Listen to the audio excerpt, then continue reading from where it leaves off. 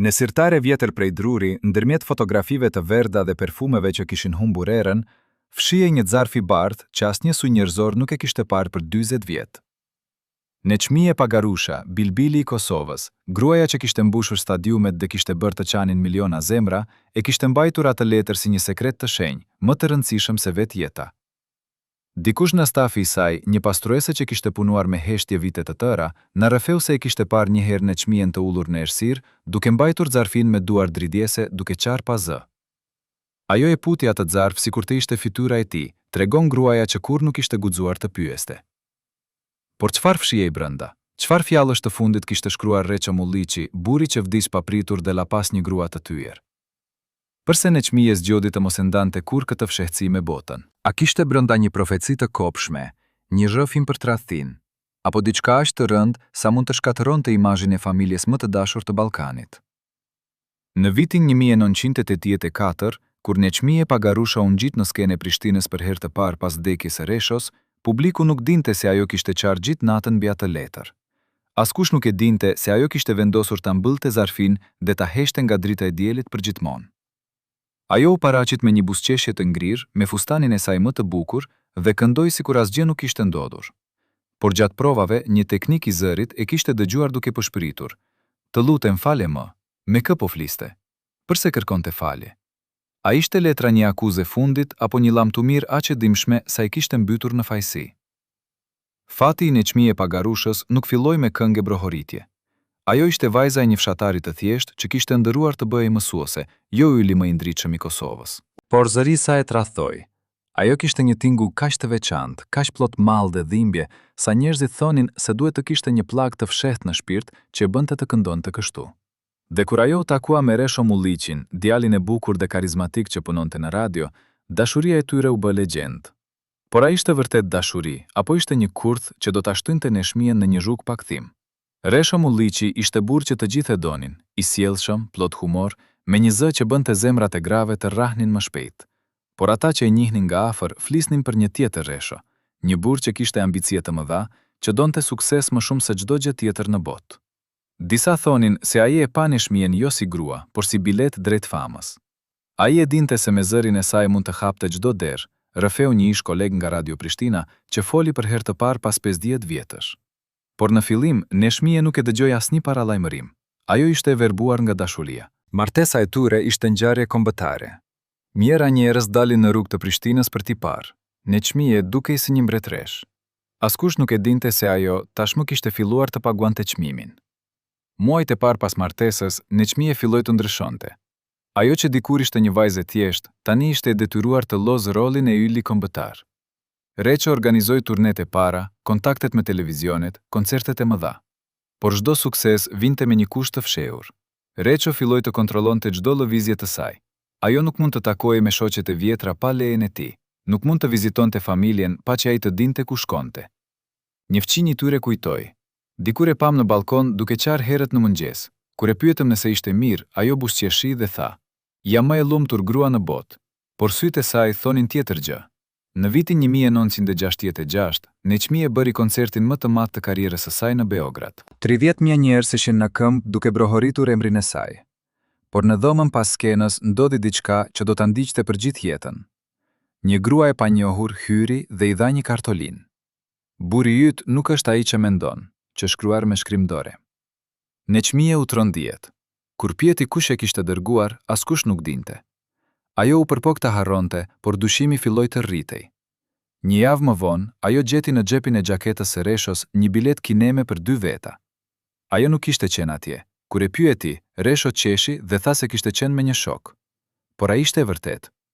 A filloi aty rruga e rëndë drejt një sekreti që do ta shkatërronte? Unë i shija fytyrën e saj çdo mbrëmje para se të dilte në skenë. Tregon Fatmire Krasniqi, grimeri i Neçmije Pagarushës për 30 vjet. Ajo buzëqeshte për publikun, por kur u kthente shpinën, fytyra i binte sikur dikush e kishte shuar dritën brenda. E pyeta një herë nëse ishte mirë, dhe ajo më kapi dorën aq fort sa më la shenjë. "Ti je vetmja që më sheh vërtet", më tha. Atë natë e gjeta duke qarë pas skenës dhe kur mu afrova, ajo fshiu lot me pëllëm dhe tha: "Nuk është asgjë, vetëm jam lodhur." Por unë e dija, ishte diçka shumë më e thellë. Fatmire është gruaja që qëndroi në heshtje për dekada të tëra. Tani, në moshën 82 vjeç, me një shtëpi të vogël në periferi të Prishtinës, ajo flet për herë të parë. Dhe ajo që thot është aq e frikshme sa duket e pabesueshme. Neçmie kishte gjurmë në krah, shenja që i mbulloja me pudër të trash. Kur e pyeta, ajo thoshte se kishte rënë, por Fatmire dyshonte. Ajo mendonte se marrëdhënia nuk ishte thjesht si dukej nga jashtë. Në vitin 1967, Neçmie dhe Resho u ftuan në një darkë zyrtare në Beograd me leadershipin kulturor jugoslav. Ishte një ndërim i madh, por gjatë darkës Neçmie nuk hëngri asgjë. Ajo qëndroi e heshtur, me duart në preher, duke shikuar poshtë. Një gazetar që ishte prezent atë natë rrëfeu. Ajo dukej sikur ishte në varr para kohe. Resho fliste dhe çështe për të gjithë, por gruaja e tij ishte si hije. Kur u kthye në shtëpi, një fqinje i dëgjoi duke u grindur. Zëri i Reshos dëgjoi në përmure. Ai bërtiste diçka për turp dhe detyrim. Neçmie qarë, pastaj u bë heshtje. Çfarë ndodhi atë natë? Përse Resho e bërtiste në një moment kur duhet të kishte qenë krenari për gruan e tij? Njerëzit që i njihnin Reshon dhe Neçmien nga afër, flasin për dy botë krejtësisht të ndryshme. Në publik, ata ishin çifti i ëndrave, por në privat, një robëri e heshtur po thuaj. Një ish shoferi i tyre, Besim Hoxha, që punoi për ta në vitet 60, në rrëfeu diçka që kur nuk e kishte thënë më parë. Njëherë po e çoja Neçmien në studio. Ajo më kërkoi të ndallonim makinën te një kishe vjetër në afërsi të rrugës.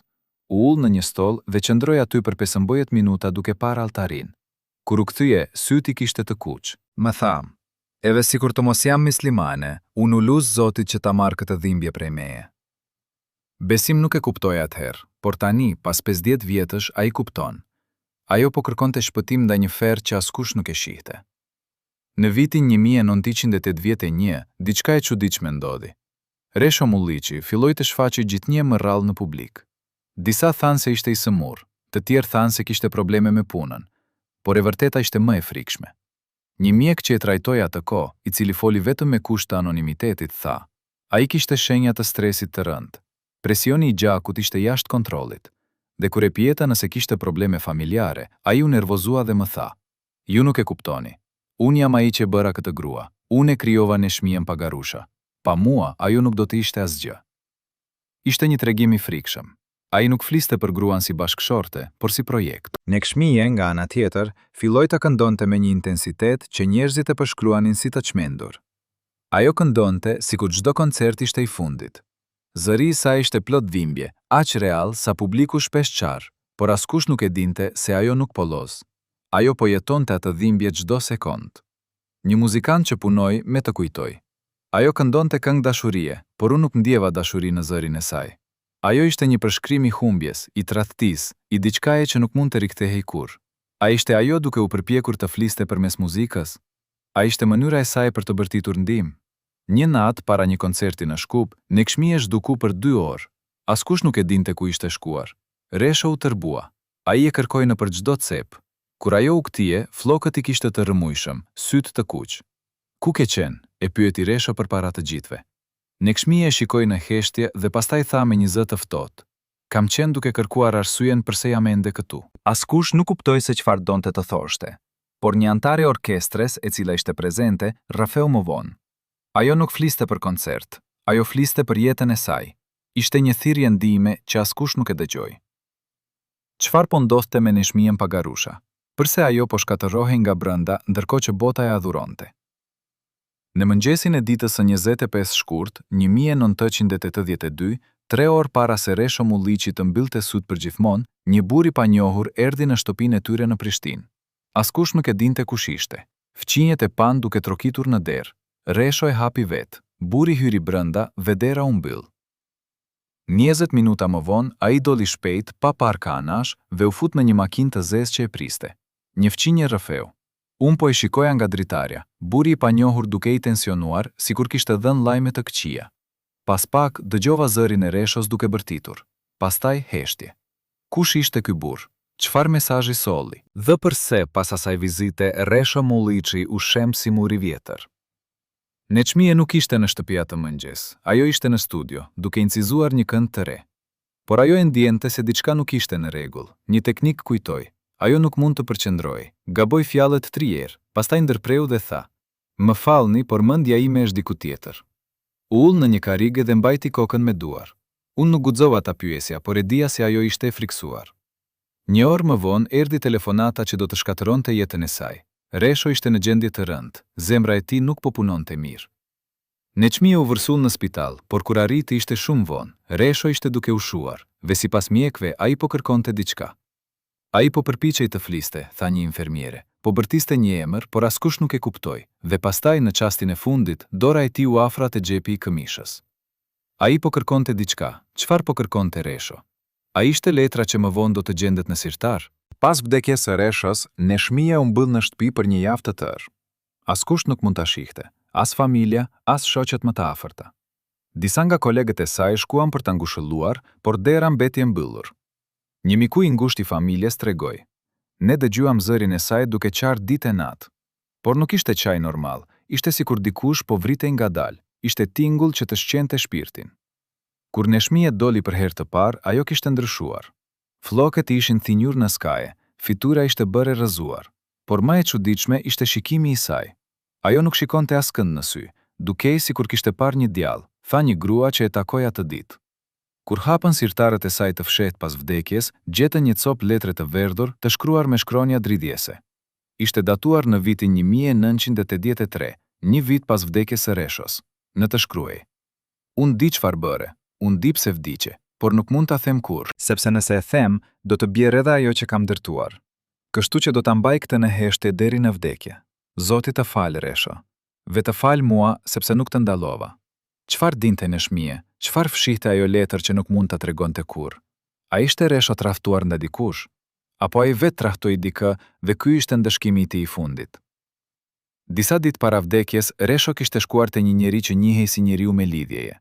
Ai ishte një figurë e fshehur që lëvizte midis botës së artit dhe asaj politike.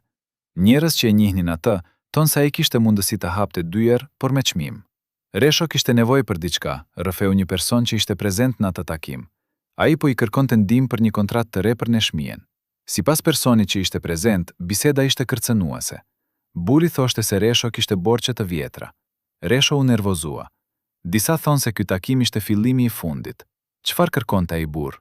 Çfarë borxhi kishte Resho? Dhe ishte kjo vizitë arsyeja përse zemra e tij ndali së rrahuri vetëm disa ditë më vonë. Disa njerëz që e njohën Reshon thonë se ai kishte sekretet e errta.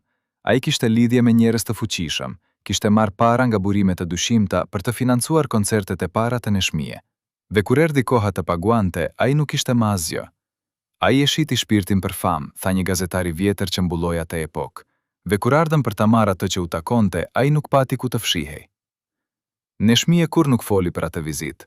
Kur nuk përmendi burrin e panjohur që erdhi në shtëpinë e saj 3 orë para vdekjes së Reshos. Por ajo e dinte. Ajo dinte gjithçka. Ve letra që ajo mbajti për 40 vjet ishte dëshmia e fundit. Letra që Resho e shkroi me duar dridhjese, duke e ditur se po vinte fundi. A ishte një letër falje? Apo ishte një rrëfim për mëkatet që kishte bërë?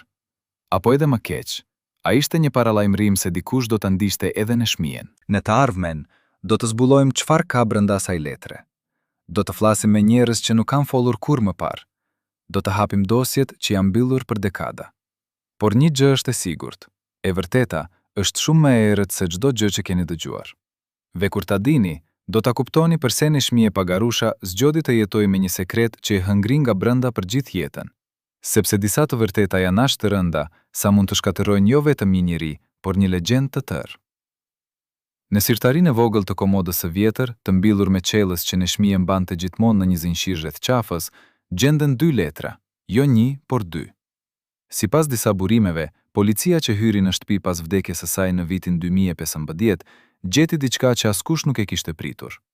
Zarfi i parë ishte ai që të gjithë e dinin, letra e fundit e Reshos. Por zarfi i dytë ishte komplet i ri për botën. Thuhet se ai ishte i vullosur me dyll të kuq, mënyrë që përdorej vetëm për dokumente zyrtare në kohën e Jugosllavisë. Kur oficeri e hapi, brenda gjeti një kontratë me vull shtetërore.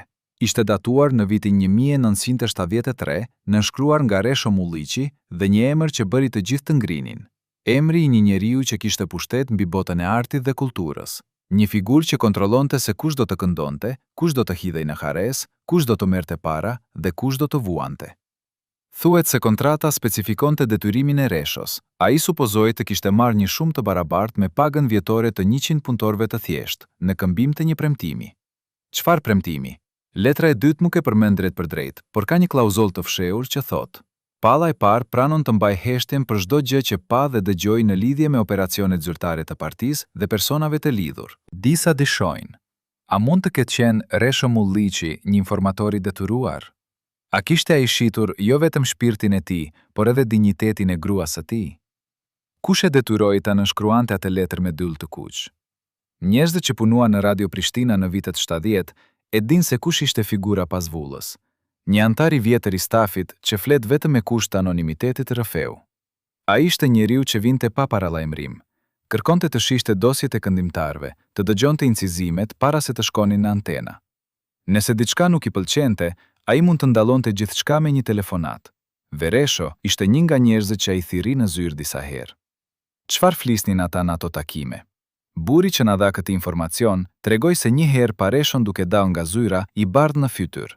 Ai nuk foli me askënd. Hyri në tualet, qëndroi atje 10 minuta dhe kur doli, syti kishte të kuq. Diçka e keqe kishte ndodhur, por ai kur nuk e rrëfeu. Kur në Kshmije filloi të bëhej shumë e famshme, më e famshme edhe se vetë Resho, tensioni u rrit. Një person që ishte prezent në një darkë zyrtare në Beograd në vitin 1978, tregoi se Resho u pyet nga një zyrtar i lartë, sa kohë do ta mbash gruan tënde nën kontroll? Resho qeshi, por ishte një të qeshur e detyruar. Sa kohë të duhet, u përgjigj. Zyrtari u afroa dhe i përshpëriti diçka në vesh. Në Kshmije ishte ullur në anën tjetër të tavolinës. Ajo e pa shkëmbimin, dhe sipas personi që ishte atje, ajo e dinte çfarë po ndodhte.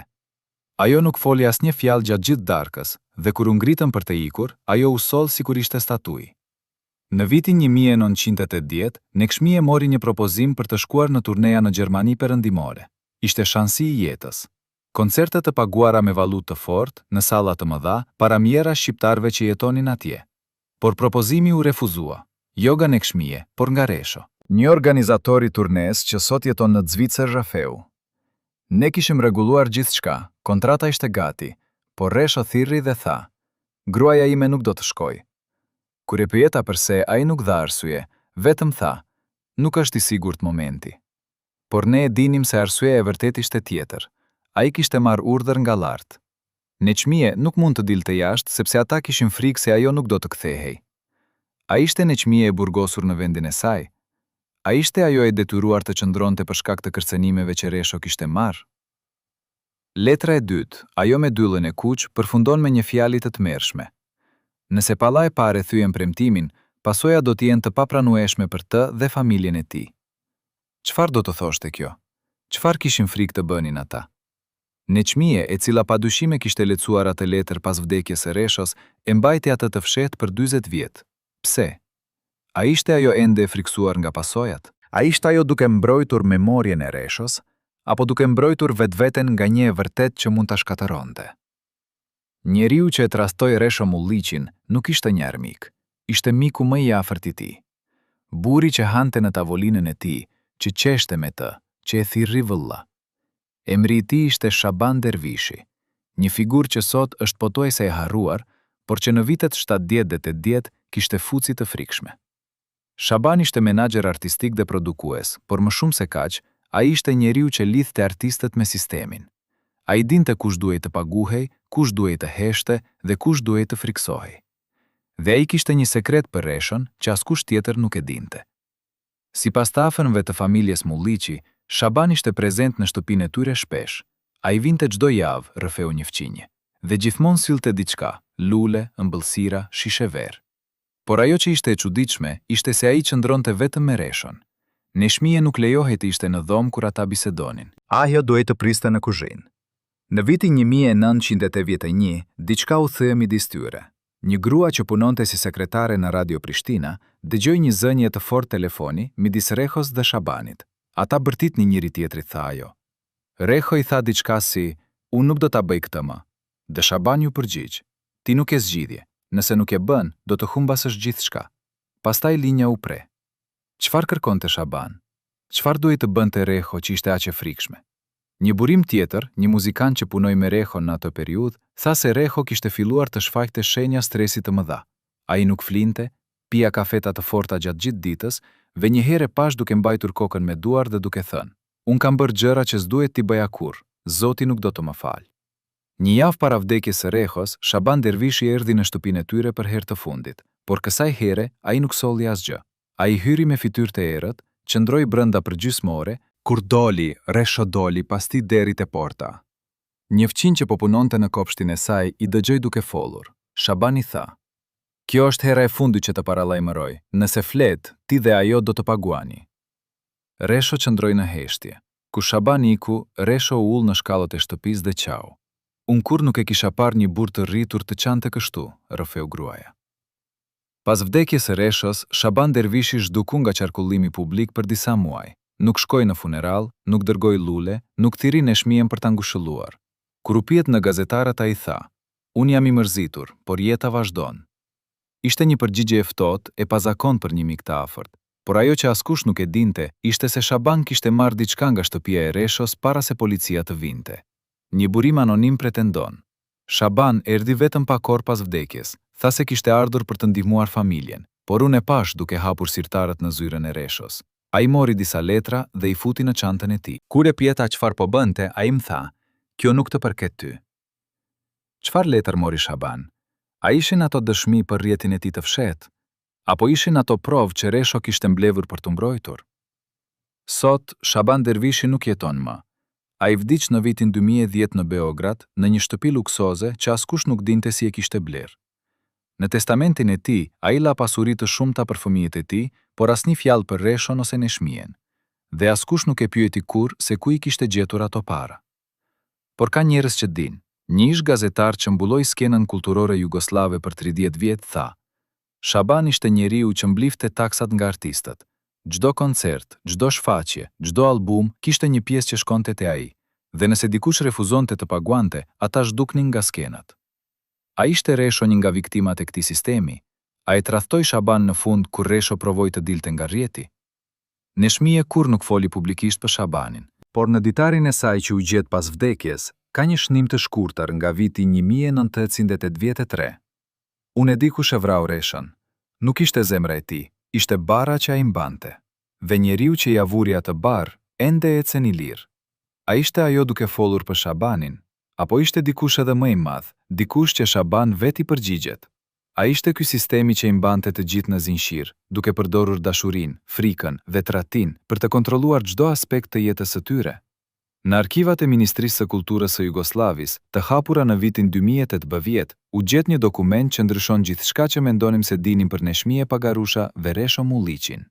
Është një kontratë e veçantë, e nënshkruar në vitin 1969, midis Resho Mulliqit dhe një zyre që njihej me emrin Departamenti Mbikëqyrjes Kulturore dhe Artistike. Kjo zyre kishte një detyrë të fshehtë, të mbikëqyrte artistët më të famshëm dhe të sigurohej që ata nuk dilnin nga vijat e partisë.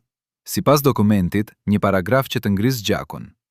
Palla e parë, Resho Mulliqi, pajtohet të sigurojë raporte periodike për aktivitetin e bashkëshortes së tij, Neshmie Pagarusha, përfshir lidhjet sociale, bisedat private dhe çdo shprehje që mund të konsiderohet si kritik ndaj sistemit. Me fjalë të thjeshta, Resho kishte nënshkruar një kontratë që e detyronte ta spiononte gruan e vet. Kjo është e pamundur të besohet. Si mund të bënte diçka të tillë? Por dokumenti është real, me firmën e tij të qartë në fund të fletës. Dhe kur ekspertët e shkrimit shqyrtuan firmën, ata vërtetuan, ishte pa dyshime Reshos. Pyetja e vërtetë është, pse? Çfarë e detyroi ta nënshkruante një marrëveshje kaq të ndyrë? Një ish oficer i shërbimeve të fshehtë, që flet vetëm me kusht të plot anonimiteti, rrëfeu. Në ato vite, sistemet e kontrollit ishin brutale. Nëse dikush refuzonte të bashkëpunonte, ata mund të humbisnin gjithçka, jo vetëm karrierën, por edhe lirinë. Kishin burgje të fshehta ku njerëzit zhduknin pa gjurmë. Resho ndoshta nuk kishte zgjidhje tjetër, ose ai nënshkruante, ose ata dy do të shkatërroheshin. Por nëse Resho vërtet po i raportonte Neshmien, çfarë lloj informacioni po jepte? Një person që kishte akses në dosjet e vjetra, tha se raportet ishin në fillim të pafëna. Ai shkruante gjëra të parëndësishme, se Neshmie takonte shoqet e saj, se bënte blerimet, se këndonte në shtëpi, asgjë serioze. Por zyra i kërkonte gjithnjë më shumë. Në vitin 1975, Neshmije dha një intervistë të shkurtër për një revistë kulturore jugoslave. Në atë intervistë, ajo bëri një koment të butë por të rrezikshëm. Ajo tha: "Si këngëtare, unë dëshiroj që zëri im të jetë i lirë, siç është shpirti im." Ishte një fjalë e vogël, por në ato kohë, fjala i lirë ishte një flamur i kuq. Ditë më vonë, Reço u thirr në zyrë. Aty u kërkua të shpjegonte se çfarë kishte dashur të thoshte gruaja e tij. Ai u tërbua. Tha një person që e pa atë ditë. Bërtiti se Neçmije nuk ishte të asgjë politike, se ishte vetëm një shprehje artistike, por ata nuk e dëgjuan. I thanë se nëse ndotte edhe një herë, pasojat do të ishin të rënda. Pasi u kthye në shtëpi atë ditë, Reço pati një grindje të ashpër me Neçmijen. Një fqinje e dëgjoi në përmure. Ai thoshte: "Ti nuk kupton se çfarë rreziku na vendos." Neçmije përgjigjej: "Unë nuk kam bërë asgjë të keqe." Por Reço vazhdoi të bërtiste: "Ti nuk e di se çfarë duhet të bëj unë për ty." Neçmije nuk e dinte ende se burri i saj po i raportonte, ose ndoshta e dinte, por nuk donte ta besonte. Një shoqe e afërt e saj që foli për herë të parë vitin e kaluar tha: "Neçmije më tha një herë, unë ndonjëherë mendoj se burri im ka frikë prej meje, jo prej asaj që jam, por prej asaj që mund të bëj." Unë nuk e kuptova atëherë, por tani e di. Ajo e kishte nuhatuar që Resha po e tradhtonte. Në vitin 1910, kur gjendja e Reshos filloi të përkeqësohej, ai provoi të dilte nga ky kurth. Sipas dokumenteve të siguruara nga arkiva, ai shkroi një letër zyrtare duke kërkuar ndërprerjen e kontratës. Arsyeja që dha ishte arsye shëndetësore, por kërkesa u refuzua. Përgjigjja ishte e shkurtër dhe e ftohtë. "Kontrata nuk mund të ndërpritet një anshëm. Detyrimet tuaja mbeten në fuqi deri në vdekje." Deri në vdekje. Ata e lanë të qartë. Resho ishte i lidhur për gjithmonë, dhe nëse ai provonte të ikte, ata kishin mjete për të ndëshkuar. Një mik i ngushtë i familjes kujtoi një bisedë që pati me Reshon vetëm një muaj para vdekjes së tij. Ai më tha: "Unë kam bërë gjëra që s'duhet t'i bëja kurrë, dhe tani po paguaj çmimin." I pyeta se për çfarë fliste, por ai tundi kokën dhe tha: "Më mirë të mos e dish." Pastaj shtoi diçka që më tronditi: "Nëse më ndodh diçka, kujdesu për Neçmijen. Ajo nuk e di sa shumë e kam lënduar." 3 javë më vonë, Resho ishte i vdekur. Dhe Neçmije mbeti me një sekret që askush tjetër nuk e dinte. Ajo gjeti kontratën kur po pastronte zyrën e tij. Ajo e leshoi me duar që dridhnin, dhe atëherë kuptoi gjithçka. Burri i saj nuk ishte qenë vetëm një bashkëshort. Ai kishte qenë gardiani i saj, por edhe tradhtari i saj. Ai e kishte dashur, por edhe shitur. Kjo është arsyeja pse Neçmije kurrë nuk u martua përsëri. Kjo është arsyeja pse ajo jetoi vetëm për 33 vjet pas vdekjes së Reshos. Ajo nuk mund të besonte më askënd. Ajo e dinte se dashuria dhe tradhtia mund të jetonin në të njëjtin trup. Dhe ajo e dinte se sistemi që i kishte bërë ata të famshëm ishte i njëjti sistem që i kishte shkatërruar. Letra e fundit që Resho i la asaj nuk ishte vetëm një llambëtumir, ishte një zhafim për mëkatet, ishte një kërkesë për falje dhe ishte një paralajmërim. Mos beso askënd, ata po të shohin. A e besuat ju se një këngëtare mund të ishte e burgosur në vendin e saj? A mund të imagjinoni se një burr që dukej si hero ishte në të vërtet një rob i detyruar nga frika? Si do të jetonit ju duke ditur se personi më i afërt ishte ai që ju tradhtonte çdo ditë? Në Bankën Qendrore të Prishtinës, në një dhomë të mbyllur ku ruhen dosjet më të vjetra, ekziston një dokument që nuk është hapur për 40 vjet. Është një regjistër depozitash nga viti 1982, muaj i shkurt, data 23.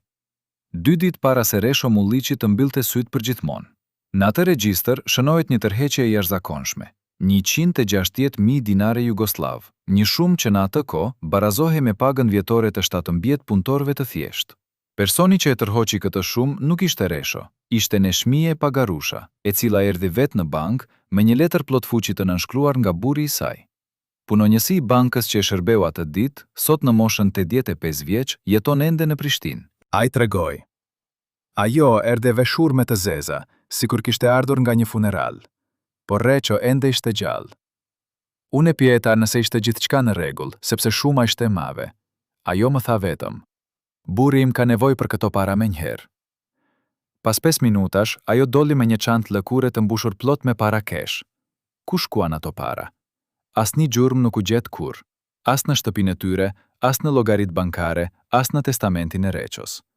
Është sikur ato dollar u zhduken në erë. Por ka njerëz që dinë.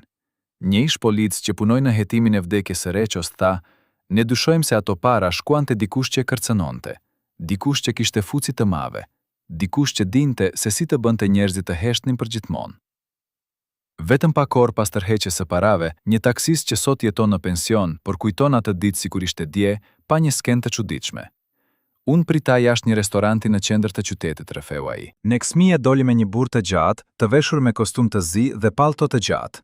Ata nuk folën me njëri tjetrin. Ajo i dha një zarf të trash, burri e hapi pa brenda dhe pastaj e mbili pa thënë asnjë fjalë.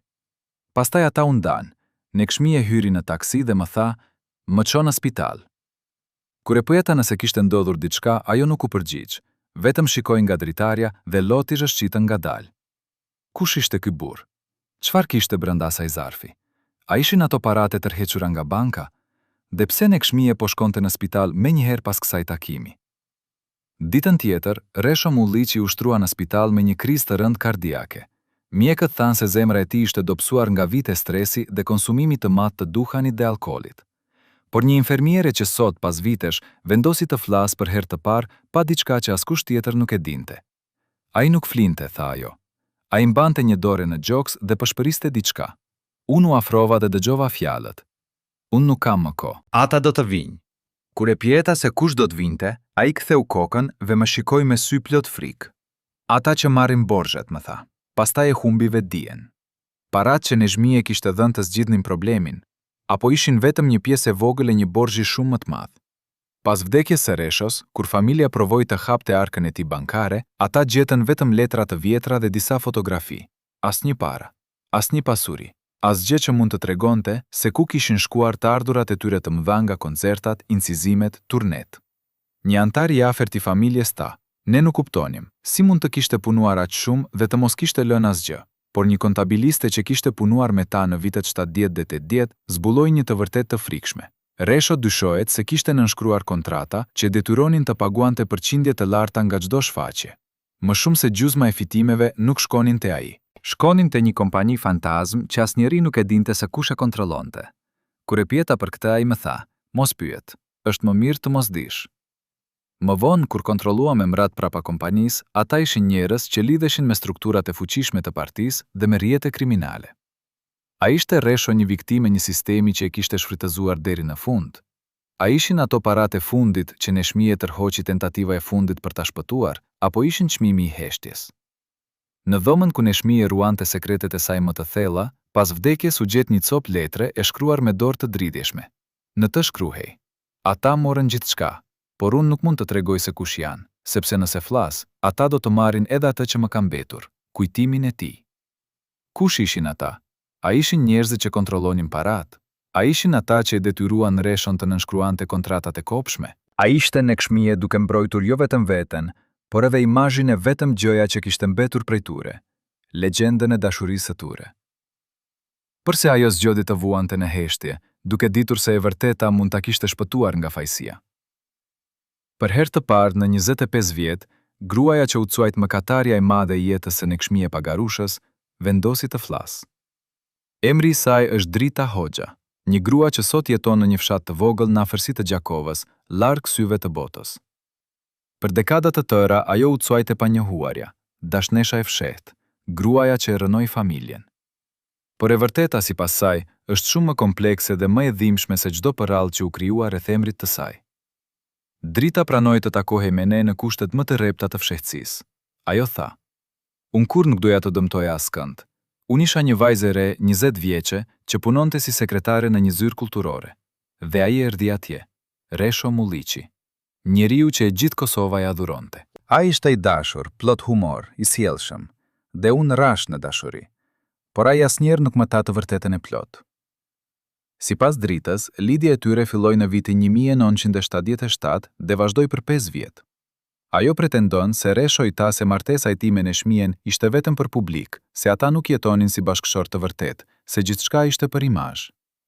"Unë e besova", thot ajo me zë të thyer, "sepse kur ishte me mua, ai duke i lumtur. Ai qante shpesh, duke thënë se jetonte në një burg, që Neksmia nuk e kuptonte, që ai kishte nevojë për dikë që e donte vërtet." Por a ishte kjo e vërtet, apo ishte një gënjeshtër e ndërtuar për ta mbajtur Dritën pranë? Drita tregon se një ditë në vitin 1981, Resho erdhi te ajo i shqetësuar. Ai më tha se kishte probleme të mëdha, se kishte njerëz që po e kërcënonin, se kishte borxh që nuk mund t'i paguante. Unë e pyeta nëse mund ta ndihmoja, dhe ai më kërkoi para. Unë i dash gjithçka që kisha kursier. Ishte shumë për mua atëherë, por unë e doja. Mendova se po e shpëtoja.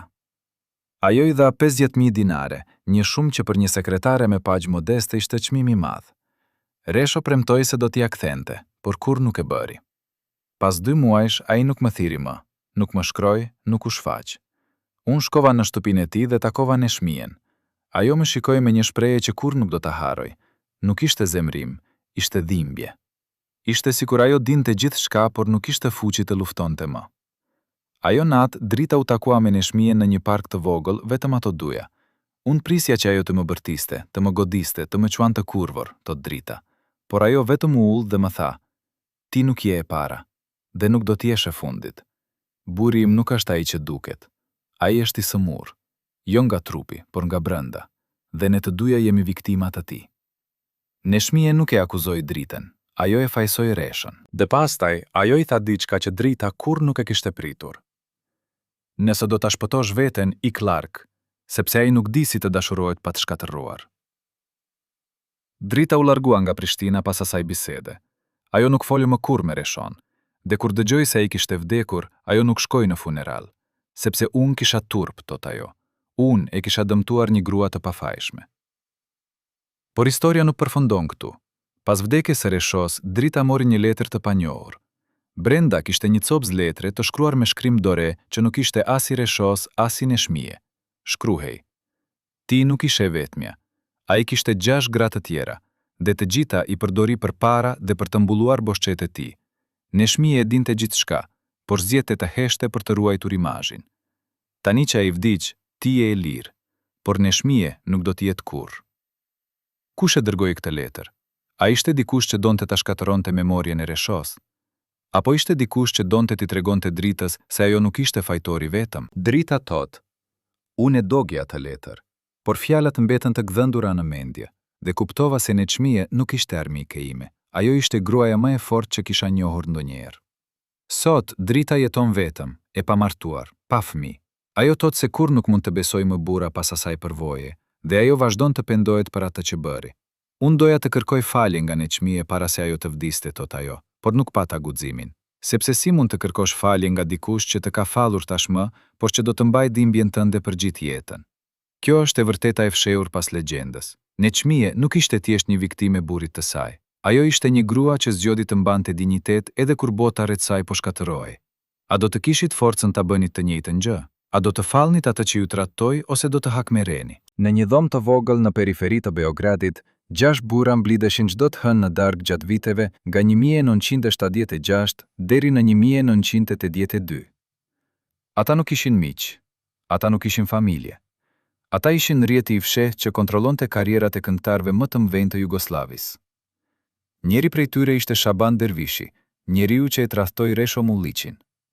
Një tjetër ishte një zyrtar i lartë i Ministrisë së Kulturës. Një tjetër ishte një bankier që mbante sekrete financiare. Dhe 2 të tjerët ishin njerëz të lidhur me strukturat e sigurisë shtetërore. Ata nuk e cvanin veten grup, ata e cvanin veten Komiteti i Harmonisë, një emër që tingëllonte paqësor, por që fshihte një makineri të frikshme kontrolli. Sipas një burimi që ishte pranë rrethit të tyre, thuhet se ky komitet vendoste gjithçka.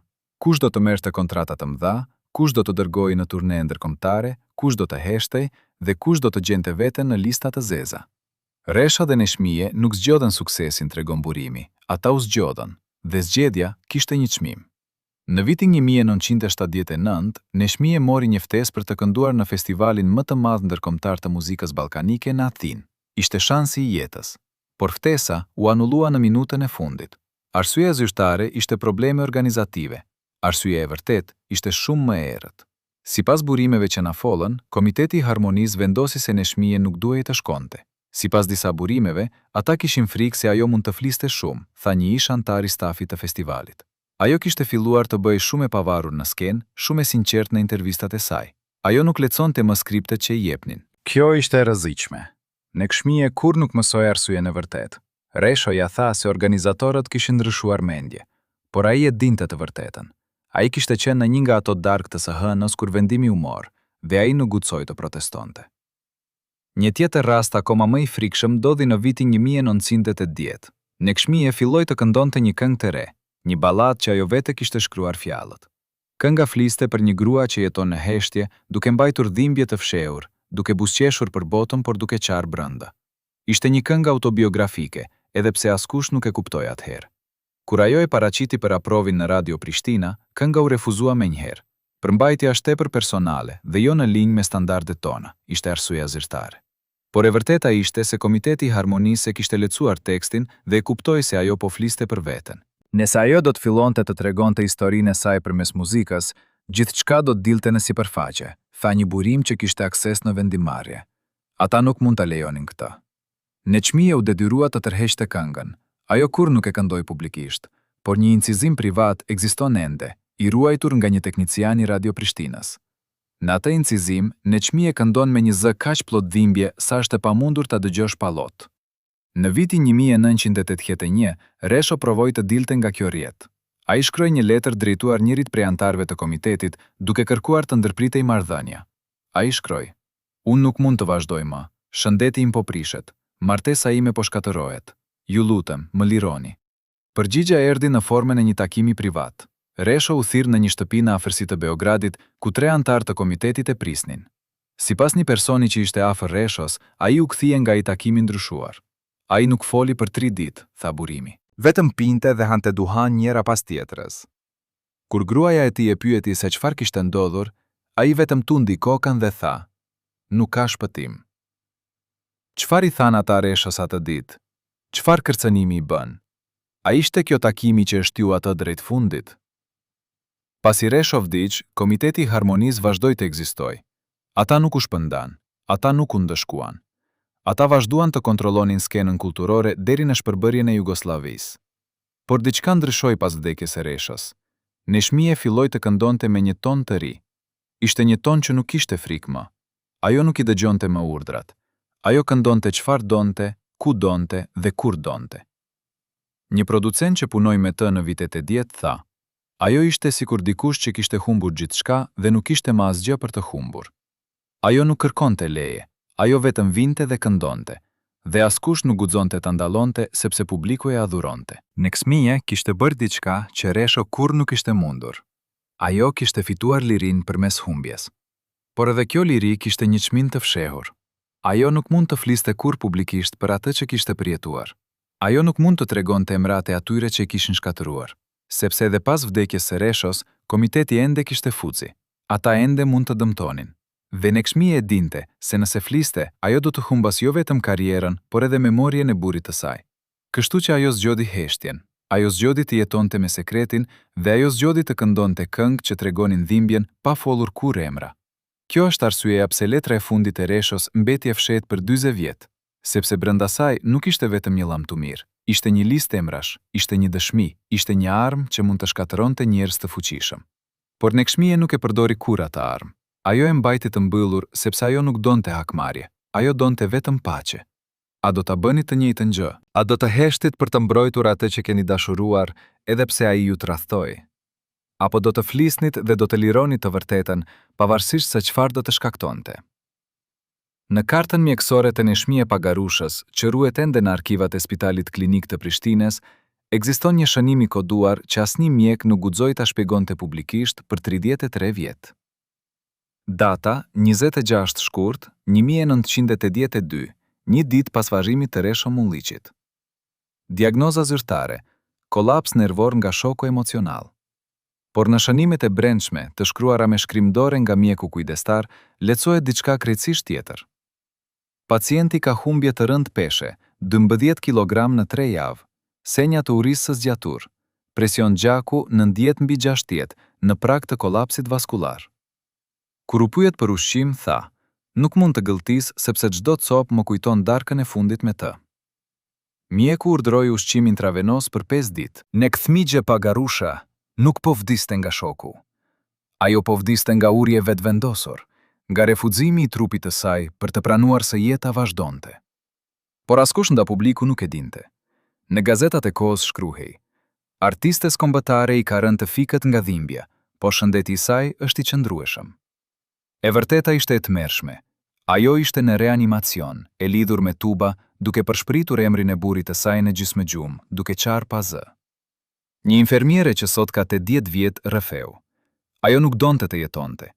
E pyeta nëse kishte diçka që mund të bënim për ta bërë më mirë. Ajo më shikoi me sy bosh dhe tha: "Ti nuk mund të më ndihmosh, sepse ai që më mbante gjallë nuk është më." Por çfarë detyroi ta braktiste edhe ushqimin? A ishte vetëm dhimbja apo diçka më e thellë? A ishte ajo duke ndëshkuar veten për diçka që vetëm ajo e dinte? 3 muaj pas daljes në spitali, Nek Fmigje u shfaq në skenën e Teatrit Kombëtar të Prishtinës për një koncert memorial kushtuar rrehos. Ishte hera e parë që publiku e pa pas vdekjes së tij. Njerëzit ishin të shokuar. Ajo kishte humbur peshë aq shumë sa dukej sikur ishte hije e vetvetes. Fytyrën e kishte të verdhur, syt të fundosur. Por kur filloi të këndonte, ndodhi diçka që askush nuk e kishte pritur. Zëri i saj ishte më i fuqishëm se kurrë. Ishte sikur dhimbja e kishte transformuar. E kishte bërë të padukshme nga jashtë, por të papërmbajtshme nga brenda. Një gazetar që ishte prezent atë natë shkroi: "Nuk dëgjova një grua duke kënduar, dëgjova një shpirt duke bërtitur." Në fund të koncertit, Neshmije ra në gjunjë dhe nuk u ngrit për 5 minuta. Askush nuk e preku, askush nuk guxoi. Publiku qëndroi në heshtje absolute, duke qarë bashkë me të. Kur u ngrit, ajo doli nga skena pa thënë asnjë fjalë, por në dhomën pas skenës, ajo qau me ulërim që dëgjoheshin nëpër korridore. Ajo nuk po qante për humbjen, tha një muzikant që ishte atje. Ajo po qante për sekrete që nuk mund t'i ndante kurrë me botën. Por sekreti më i madh ishte ende i fshehur. Pas 2 javësh nga ai koncert, Neshmije shkoi te një mjek privat në Beograd, larg syve të kurioztarëve. Sipas regjistrave që dollën në vitin 2020, ajo kërkoi ekzaminime të plota të gjakut dhe analizë të hollësishme të zemrës. Mjeku që e trajtoi, i cili foli vetëm me kusht të anonimitetit, tha: "Ajo më pyeti nëse kishte ndonjë shenjë helmimi në organizëm. Kur e pyeta pse dyshonte, ajo nuk u përgjigj drejt për drejt, por më tregoi se Resho kishte patur simptoma të çuditshme javët e fundit, djersitje të forta natën, të vjella të shpeshta, dhimbje të papritura në gjoks.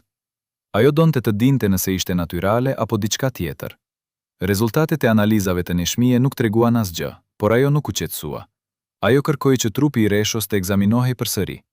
Kërkesa u refuzua nga autoritetet me arsyetimin: trupi tashmë është i varrosur dhe ekzaminimet e reja kërkojnë vendim gjyqësor. Neshmije nuk vazhdoi të kërkonte. Ajo e dinte se sistemi nuk do t'ia jepte kurrë të vërtetën. A kishte ajo dyshime të forta se Resho nuk vdiq nga zemra e dobët, por nga diçka e planifikuar? A ishte kjo arsyeja pse ajo ruajti letrat me aq frikë? Në muajin maj të 1983, Neshmije bleu një banesë të re larg shtëpisë ku kishte jetuar me Reshon. Ajo nuk mori asnjë send ndaj e kaluara, asnjë mobilje, asnjë robe, asnjë fotografi të ekspozuar. Vetëm 2 gjëra: zarfin me letrat e fshehta dhe unazën e martesës. Të gjitha të tjerat i dogji në oborin e shtëpisë së vjetër, në prani të vetëm një dëshmitari, shoferja e saj, Fatime Krasniqi. Ajo hodhi gjithçka në zjarr, tregon Fatime: kostume, letra, albume fotografike. Vendërkohë që digjnin, ajo qëndroi atje dhe shikoi pa asnjë lot. Kur i thash se këto ishin kujtime, ajo u përgjigj: "Këto nuk janë kujtime, këto janë prova të një jete që nuk dua ta mbaj më." Por kur u kthye në makinë, e pash duke nxjerr zarfin nga çanta dhe duke e shtypur në gjoks. Ai ishte i vetmi kujtim që e mbajti. Përse Neshmije zgjodhi të shkatëronte gjithçka, por jo atë letër? A ishte ajo duke fshirë dëshmi apo duke mbajtur të vetmin gjë që e lidhte me të vërtetën? Në një apartament të vogël në lagjen e vjetër të Prishtinës, që sot është kthyer në muze memorial për Neshmije Pagarusha, ekziston një dhomë që publiku kurrë nuk e ka parë. Ajo quhet Dhoma e Heshtjes. Brenda saj ka një tavolinë të vogël prej druri, një karrige dhe një dritare e ngushtë që shikon nga mali. Asgjë më shumë. Por në sirtarinë e vetëm të tavolinës ruhen dokumente që Neshmije mbajti të fshehura deri ditën e vdekjes. Një nga këto dokumente është një kontratë e pazakontë e nënshkruar në vitin 1974 nga Resho Mulliqi dhe një kompani që quhet Harmonia Artistike. Kjo kompani nuk figuron në asnjë regjistër publik sot. Ajo u shpërb në vitin 1992, pak para rënies së Jugosllavisë. Por në kohën e saj, ajo kontrollonte gjithçka: koncertet, turnet, incizimet, madje edhe jetën private të artistëve. Sipas kontratës, Resho Mulliqi pranoi që të gjitha të ardhurat nga koncertet e Neshmije Pagarushës të kalonin nëpër këtë kompani. Përqindja që mbetej për ta ishte vetëm 25%. Pjesa tjetër, 75%, shkonte te partnerët administrativ, emra që nuk specifikoheshin kurrë. Në fund të kontratës, një klauzole frikshme. Nëse pala e parë tërhiqet nga ky marrëveshje para përfundimit të periudhës 10-vjeçare, ai do të jetë përgjegjës për dëmshpërblim financiar të barabartë me të ardhurat totale të 3 viteve të kaluara plus interesa. Me fjalë të thjeshta, Resho dhe Neçmije ishin robër të një sistemi që i shfrytëzonte dhe nëse donin të largoheshin, duhet të paguanin çmim që do t'i rënonte përgjithmonë. Sipas një ish avokati që punoi me artist në atë periudhë, ky lloj marrëveshje ishte praktike zakonshme, por askush nuk guxonte ta kundërshtonte. Nëse refuzoje të nënshkruaje, karriera jote mbaronte para se të fillonte, tha ai. Dhe nëse provoje të ankoheshe, ndodhte diçka e keqe. Jo gjithmonë dëm fizike, ngaherë thjesht zbuloje një skandall. Nganjëherë një aksident i vogël që të bënte të kuptoje se nuk ishe i paprekshëm. Resho e dinte këtë. Ai e nënshkroi kontratën me frikë, duke shpresuar se do të mbronte Neçmijen. Por në realitet, ai e shiti atë në duart e njerëzve që nuk ndjenin asgjë për art, vetëm për fitim. Dhe kur ai provoi të dilte, ata nuk e lejuan. Ata e mbajtën të kapur deri në frymën e fundit. Pas vdekjes së Reshos, Neçmije mori një letër nga kompania Harmonia Artistike. Ishte e shkruar në ton formal, por kërcënues. Kontrata e nënshkruar nga bashkëshorti juaj mbetet në fuqi edhe pas vdekjes së tij. Ju keni detyrimin të vazhdoni të përmbushni kushtet deri në vitin 1914. Nëse refuzoni, masa ligjore do të merren menjëherë. Neçmije konsultoi një avokat. Ai i tha se ligjërisht ajo nuk kishte zgjidhje. Kontrata ishte e vlefshme. Ajo duhej të vazhdonte të këndonte, të vazhdonte të jepte para, të vazhdonte të jetonte në zinxhirët që Reço kishte pranuar për të. Por ajo nuk u dorëzua plotësisht. Ajo filloi të këndonte, por me një strategji të fshehtë. Ajo këndoi në vende që kompania nuk i kontrollonte, në dasma private, në eventi bamirës, në fshatra të largëta ku nuk kishte asnjë kontratë zyrtare. Në këto vende, ajo merrte para kesh, pa asnjë gjurmë, pa asnjë tarif për kompaninë. Ishte mënyra e saj e vogël e luftës. Por lufta kishte çmim. Në vitin 1983, Neçmije filloi të merrte thirrje telefonike në orët e vonshme të natës. Zëra mashkullor që nuk jepnin emra. Thuhet se ata i thonin gjëra të thjeshta, por të frikshme, tregon një person që jetonte në të njëjtin pallat. Dëgjonim zërin e saj duke thënë: "Kush jeni ju?" Pastaj heshtje. Pastaj ajo e mbyllte telefonin me duar të dridhjeshme. Një natë ajo gjeti një letër të futur në nderën e shtëpisë. Brenda shkruhej: "Resho nuk ishte i vetmi që dinte shumë. Edhe ti di, dhe nëse flet, do të ndodhte njëjta gjë." Neçmije e dogji atë letër, por frika mbeti. Ajo filloi të flinte me dritë të ndezur, filloi të mbyllte dyert me dy kyçe, filloi të mos i besonte askujt. Ajo u bë hije, tha njëftësin. Nuk fliste më me njerëzit, nuk buzëqeshte. Jetonte vetëm brenda 4 mureve, duke pritur diçka që kur nuk erdhi, por që ajo e ndjente se do të vinte. Në vitin 1984, periudha e kontratës mbaroi. Neçmije ishte zyrtarisht e lirë, por ajo nuk festoi. Ajo vetëm u ul në dhomën e heshtjes dhe qau për orë të tëra. Sepse ajo e dinte se edhe pse letra thoshte se ishte e lirë, realiteti ishte tjetër. Ajo do të mbetej e burgosur nga frika, nga sekretet, nga barrat që Resho i kishte lënë.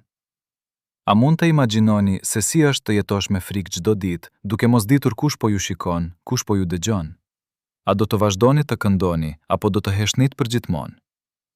Në dosjen sekrete të shërbimeve të sigurisë jugoslave, që u zbulua në arkivat e Beogradit në vitin 2021, gjendet një listë e quajtur Subjektet në mbikëqyrje të vazhdueshme kulturore. Është një dokument i klasifikuar që përmban 112 emra të artistëve, shkrimtarëve, këngëtarëve dhe aktorëve që konsideroheshin potencialisht të rrezikshëm për stabilitetin social. Emri i Neçmije Pagarushës shfaqet në pozicionin 23. Pranë emrit të saj, një shënim i vogël me shkrim dore. Vëzhgimi shtuar pas vdekjes së bashkëshortit, dyshohet se mban informacion të ndjeshëm. Të mos lejohet udhëtim jashtë shtetit pa autorizim të nivelit të lartë. Kjo do të thotë se edhe pas vdekjes së Reshos, Neçmije nuk ishte e lirë. Ajo ishte në survejim të vazhdueshëm. Çdo telefonat e saj regjistrohej, çdo vizitor që vinte në shtëpi raportohej, çdo koncert ku këndonte kishte njerëz të fshehush që vëzgonin jo vetëm performancën, por edhe bisedat pas skenës. Ajo jetonte në një burg pa mure, thot një ish oficer që punoi në ato struktura, dhe pjesa më e keqe ishte se ajo e dinte. Ajo ndjente sytë mbi të, por nuk mund të bënte asgjë. Në vitin 1987, Neçmie mori një ftesë ndaj një organizat kulturore në Gjermani Perëndimore për të kënduar në një koncert memorial për të gjithë artistët shqiptar të zhvendosur. Ishte shansi për të dalë nga burgu i saj i padukshëm. Ajo aplikoi për pasaport dhe vizë, por pas 2 muaj shpritje, aplikimi u refuzua pa arsye. Kur ajo shkoi për ta marrë përgjigjen, zyrtari i tha vetëm: "Nuk është koha e duhur, tregon një person që ishte me të atë ditë." Neçmie nuk bërtiti, nuk u ankua, vetëm u kthye dhe doli nga zyra me kokë ullur. Por në makinë ajo theu: "Qau aq shumë sa nuk mund të drejtonte." Ajo tha: "Ata nuk do të më lënë kur të iki, edhe kur të vdes, ata do të më mbajnë këtu." Ajo kishte të drejtë. Deri në vitin 1990, kur Jugoslavia filloi të coptohej, Neçmie nuk u leju asnjëherë të udhtonte jashtë vendit. Ajo ishte robër në tokën e saj. Por fati i saj nuk ishte i vetmi që ishte i lidhur me atë sistem. Shaban Dervishi, njeriu që e tradhtoi Resho Mulliqin, vazhdoi të jetonte një jetë luksoze edhe pas rënies së Jugosllavisë. Ai u shpërngull në Beograd në vitin 1993 dhe bleu një vilë në njëri nga lagjet më ekskluzive të qytetit. Askush nuk e pyeti kurrë se ku i gjeti parat. Ai nuk kishte pasuri të deklaruara, nuk kishte biznes zyrtar, por jetonte si mbret. Në vitin 2010, kur Shaban vdiq, testamenti i tij zbuloi një sekret të rënditës. Ai la gjithçka për një fondacion që mbante emrin Fondacioni për ruajtjen e kulturës tradicionale ballkanike. Emër i bukur, por realiteti ishte tjetër. Fondacioni nuk bëri asnjë aktivitet publik. Para u transferua në llogari private dhe pas 2 vjetësh fondacioni u mbyll pa asnjë shpjegim. Njerëz që hetuan këtë rast dyshojnë se fondacioni ishte vetëm një mënyrë për të fshehur pasuritë që Shaban kishte marrë nga shfrytëzimi i artistëve si Resho dhe Neçmie. Ai mori gjithçka dhe i ku pa paguar asnjë ndëshkim, tha një gazetar hetues që zbuloi këto fakte, dhe asnjë gjykat nuk e ndëshkoi kurrë. Por Neçmie nuk kërkoi hakmarrje. Ajo nuk dha intervista për të akuzuar. Ajo nuk shkroi libra për të zbuluar emra. Ajo zgjodhi heshtjen. Pse? Sipas një miku të afërt që foli vetëm pasi ajo vdiq, arsyeja ishte thjesht dhe trënditse. Ajo më tha një herë: "Nëse unë flas, do të shkatërroj jo vetëm ata që më dëmtuan, por edhe kujtimin e Reshos." Sepse ai ishte pjesë e atij sistemi, pavarësisht nëse donte apo jo. Dhe nëse e them të vërtetën, njerëzit nuk do të kujtojnë dashurinë tonë, do të kujtojnë tradhtinë. Ajo zgjodhi të mbrojë imazhin e tij edhe me çmimin e dhimbjes së saj të përjetshme. Kjo është sakrifica më e madhe që ajo bëri. Ajo vuajti në heshtje jo sepse ishte e dobët, por sepse ishte e fortë, mjaftueshëm për të mbajtur barrën që të tjerët nuk do ta mbjanin dot. Në mëngjesin e 26 shkurt 2015, Neçmie Pagarusha nuk u zgjua. Trupi i saj u gjet në dhomën e heshtjes, ullur në karrige me kokën të mbështetur te tavoline. Në dorën e saj djathtë mbante zarfin me letrat e fshehta. Në dorën e majt mbante një fotografi të vjetër të saj dhe Reshos, të nxjerrë në ditën e martesës. Sipas mjekut ligjor, ajo kishte ndëruar jetë në gjumë, pa dhimbje, pa luftë. Por ata që e njihnin thonë se ajo nuk vdiq nga mosha, ajo vdiq nga lodhja. Lodhja e të mbajtjes së sekreteve, lodhja e të jetuarit me frikë, lodhja e të qenit e fortë për botën kur brenda ishte e thyer. Ajo mbajti peshë që asnjë njeri nuk duhet ta mbajë vetëm, fa një person që i ra në funeral. Dhe kur nuk pati më fuci, trupi i saj thjesht pushoi. Kur hapën zarfin për herë të parë, brenda gjetën jo vetëm letrat e Reshos, por edhe një letër të shkruar nga vetë Neçmie, datuar në vitin 2014, vetëm një vit para vdekjes. Në të shkruhej: "Unë sot jam 100 vjeç në shpirt, edhe pse trupi im thot se jam 85. Kam jetuar 2 jetë, njëra para vdekjes së Reshos, tjetra pas saj. E para ishte plot frikë, por të paktën kisha shpresë. E dyta ishte vetëm pritje, pritje për fund. Sot po e lë këtë letër për ata që do të pyesin kush ishte Neçmie Pagarusha. Unë nuk isha yli që shihnit. Isha gruaja që vuajti për ata që deshat. Dhe nëse ka një mësim që duhet të merrni nga jeta ime, është ky: mos lejoni që dashuria t'ju bëjë rob. Sepse dashuria që kërkon heshtje nuk është dashuri, është zinjshir." Pas vdekjes së saj, qeveria vendosi ta bëjë shtëpinë e saj muze kombëtar, por dhoma e heshtjes mbeti e mbyllur për vizitor për 5 vjet, derisa familja vendosi ta hapte. Sot, njerëzit mund të shkojnë atje dhe të shohin tavolinën ku ajo kalloi ne të tëra, duke lecuar letrat e Reshës, duke qarë në heshtje, duke përpjekur të kuptojë pse burri që e donte tradhtoi dhe pse sistemi që i bëri të famshëm i shkatërroi. Në murinë e dhomës, një citim i shkruar me dorën e saj: "Unë këndova për dashuri, por jetova në dhimbje. Kjo është e vërteta ime. Por çfarë ndodhi me ata që shkatërruan?" Komiteti i harmonisë nuk ekziston më. Antarët e tij vdiqën njëri nga njëri, të pasur, të respektuar, pa u ndëshkuar kurrë. Kompania Harmonia Artistike u mbyll pa asnjë hetim. Parat që ajo mori nga artistët si Neçmije dhe Reço nuk u kthien kurrë. Shaban Dervishi u varos me nderime në Beograd dhe askush nuk përmendi kurrë rolin e tij në shkatërimin e Reços. Sistemi që i mbyti fitoi dhe viktimat u harruan. Por jo krejtësisht. Sepse sot, kur njerëzit dëgjojnë zërin e Neçmije Pagarushës, ata nuk dëgjojnë vetëm këngë. Ata dëgjojnë historinë e një gruaje që vuajti, luftoi dhe mbijetoi në një botë që e donte të heshtë. Letra e fundit e Reço Mulliqit, ajo që Neçmije e mbajti për 40 vjet, nuk u publikua kurrë plotësisht. Vetëm pjesë të saj u lecuan nga familja në një ceremoni private. Në një nga ato pjesë, Reço shkruante: Neçmije, nëse po lexon këtë, do të thotë se unë nuk jam më. Dhe ti do të dish gjithçka që bëra, gjithçka që më detyruan të bëja dhe gjithçka që nuk pata guxim t'i kundërvihem. Ti je gruaja më e fortë që kam njohur, dhe unë jam buri më i dobët që të ka dashuruar. Më fal, jo për atë që bëra, por për atë që nuk bëra. Nuk të mbrojta siç duhej. Zoti të bekoft, dhe të jap paqen që unë kurrë nuk të vash. Ishim fjalë që Neçmije i lexoi mijëra herë, duke qarë çdo herë sikur ishte hera e parë. Dhe ishin ato fjalë që e mbajtën gjallë edhe kur gjithçka tjetër e shtiu drejt fundit. Sot kur vizitoni varrin e Neçmije Pagarushës në Prishtinë, do të shihni se pranë saj është varrimi i Reço Mulliqit. Ata janë bashkë përsëri, të dy të heshtur, të dy të pashtë. Por nëse dëgjoni me vëmendje, thuhet se ndonjëherë mund të dëgjoni tingullin e një zëri që këndon në erën e lehtë që fryn nëpër varrezat e vjetra. Një zë që thotë se dashuria mund të mbijetojë edhe tradhtin, por vetëm nëse ata që mbeten kanë forcën ta mbajnë atë gjallë. Neçmije e kishte atë forcë, dhe kjo është arsyeja pse historia e saj kurrë nuk do të harrohet. Miq të dashur, si e shihni ju historinë e Neçmije Pagarushës? A ishte ajo viktimë e sistemit dhe e burrit që tradhtoi, apo ishte heron që zgjodhi të mbrojë dashurinë edhe me çmimin e dhimbjes së përjetshme? A do të kishit forcën të vazhdoni të jetonit në heshtje, duke mbajtur sekrete që mund t'ju kishin çliruar?